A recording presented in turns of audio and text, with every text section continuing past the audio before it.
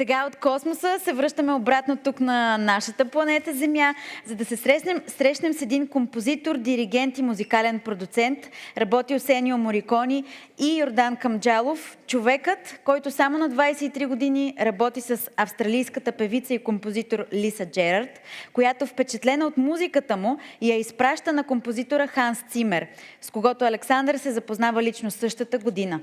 Днес той е в Лондон и не може да присъства при нас в залата, но записа едно специално видео за всички вас. Здравейте, много благодаря за поканата да съм тук. Много се радвам да мога да споделя нещо от собствения си опит с младите хора на България. Започвам директно с първи въпрос. Да, на първо място бих казал много ясна визия, кристално ясна визия, посока, мечта, цел, мисия. Много ясно дефинирана, много ясно разбрана защо на всички различни нива.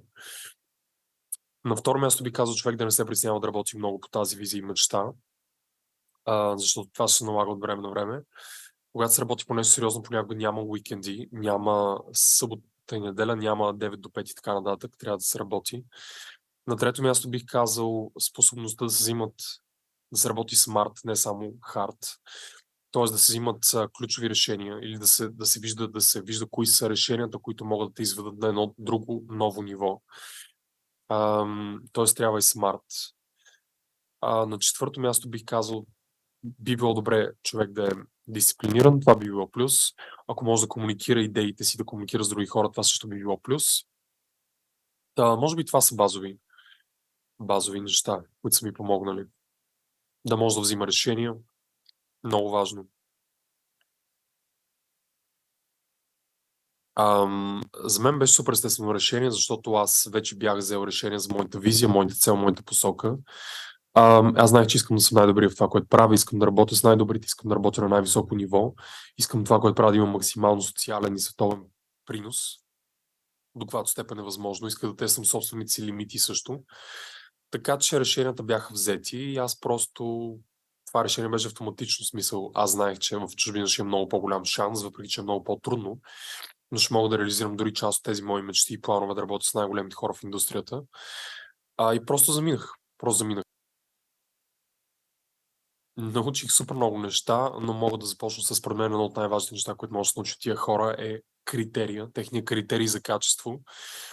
Тяхното ниво, разбира се, на професионализъм, тяхното умение да се взимат бързи, адекватни и много добри решения.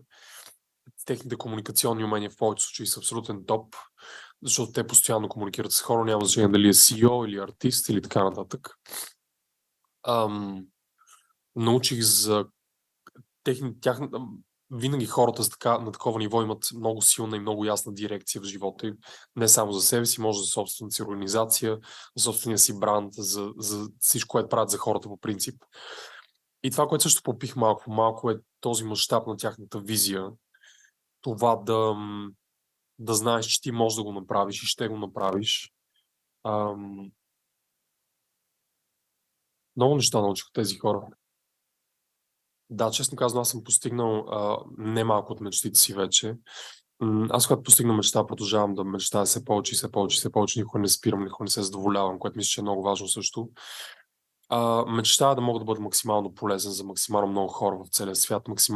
Мечтая да мога да бъда най-добър пример за максимално много хора около мен или по целия свят. Мечтая това, което правя, да има максимално голям мащаб в последствие в някакъв момент. Мечтая да мога да съдействам за една по-добра промяна в света, по принцип в нашето общество в България.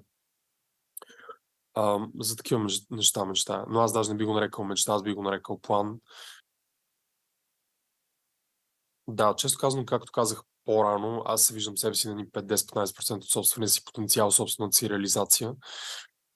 Правил съм доста проекти, успешни проекти с известни музиканти, различни неща съм правил, от които съм много доволен, но като цяло всичко пред мен предстои. Аз се виждам, че тепърва започвам, въпреки че много неща вече съм направил. Винаги имам много усещане, че тепърва започвам и това мисля, че е много хубаво. Честно казано, много музиканти виждат като собствения си инструмент, примерно пианото, друг инструмент или компютър или оркестър или няма значение.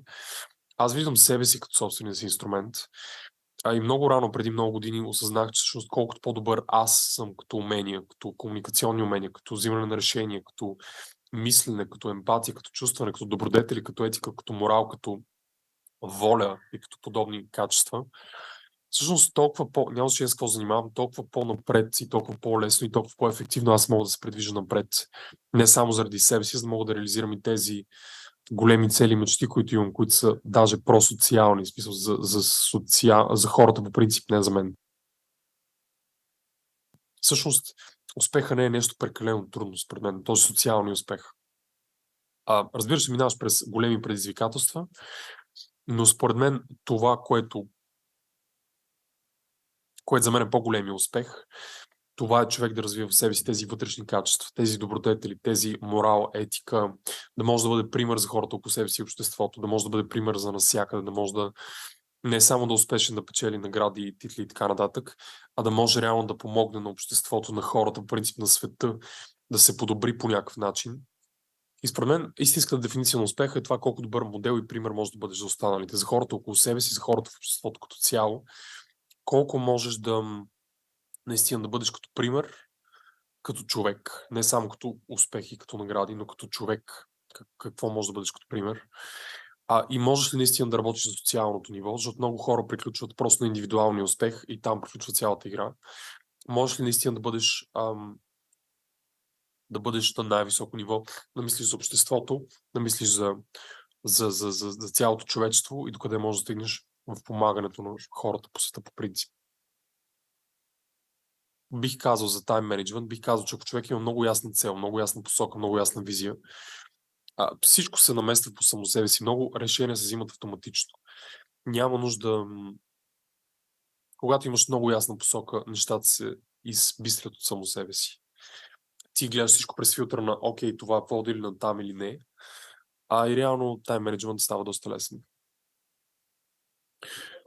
Благодаря много за времето. Надявам се нещо това, което съм казал, да ви е било полезно. И до скоро. Въпреки че не е тук, един аплодисмент за Александър.